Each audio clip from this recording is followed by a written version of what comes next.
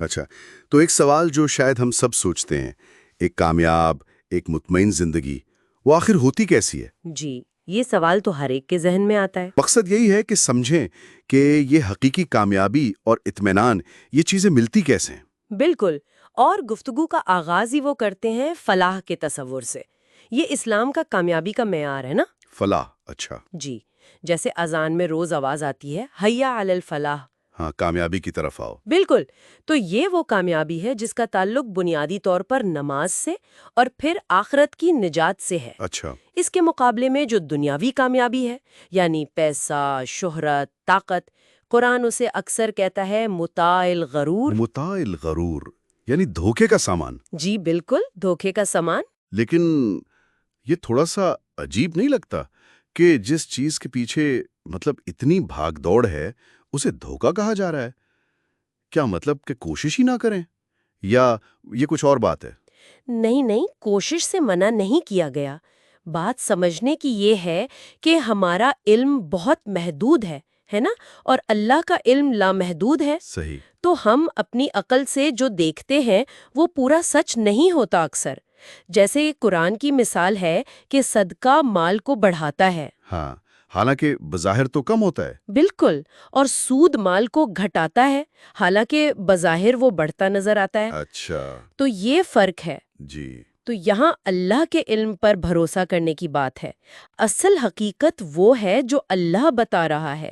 دنیاوی کامیابی بذات خود بری نہیں، لیکن اگر وہ آخرت سے غافل کر دے تب وہ دھوکہ ہے۔ تو گویا اصل چیز وہ اندر کی کیفیت ہے، اطمینان، جسے قناعت بھی کہتے ہیں، اور گفتگو میں اس پر بھی زور تھا۔ جی ہاں، قناعت، حقیقی اطمینان، اور اس کا تعلق وہ بتاتے ہیں دو چیزوں سے ہے۔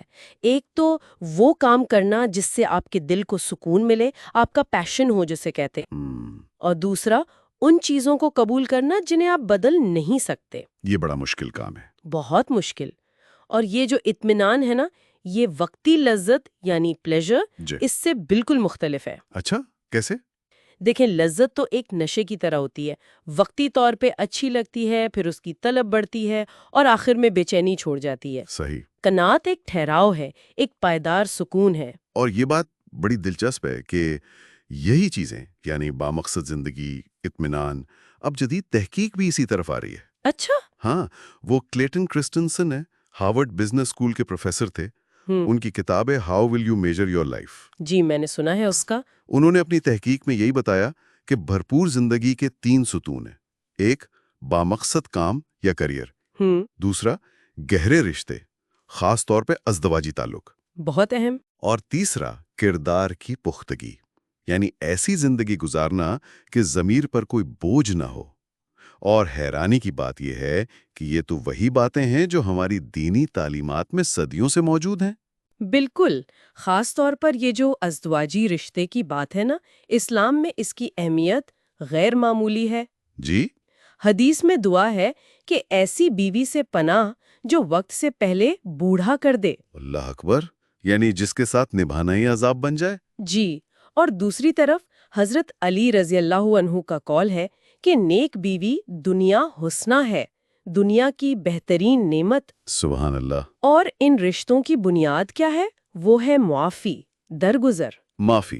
جی، جب میاں بیوی ایک دوسرے کی چھوٹی موٹی باتوں کو، غلطیوں کو نظر انداز کرنا سیکھتے ہیں، تبھی وہ رشتہ مضبوط ہوتا ہے، گھر میں سکون آتا ہے۔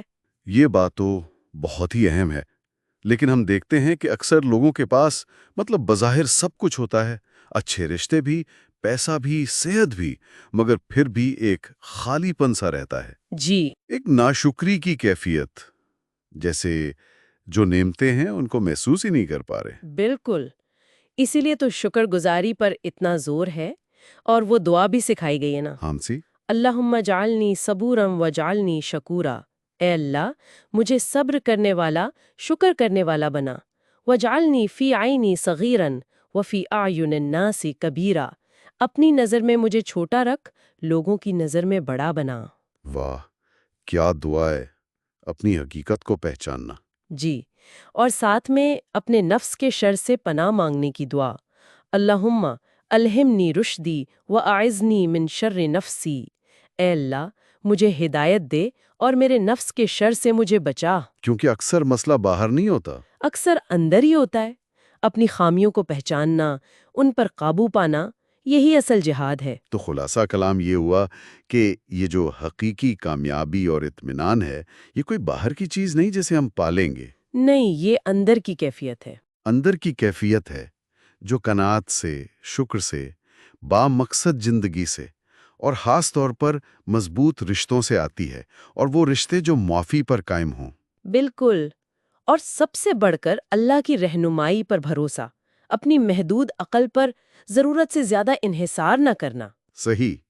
کبھی کبھی لگتا ہے ہم خود ہی اپنی بھلائی کے دشمن بن جاتے ہیں۔ ہو جاتا ہے ایسا۔ تو شاید سوچنے کی بات یہ ہے کہ کیا اپنی زندگی میں سکون لانے کا پہلا قدم یہ ہو سکتا ہے کہ ہم اپنی ان اندرونی کمزوریوں کو، خامیوں کو پہچانیں جو ہمارے سکون کو، ہمارے رشتوں کو خراب کر رہی ہیں۔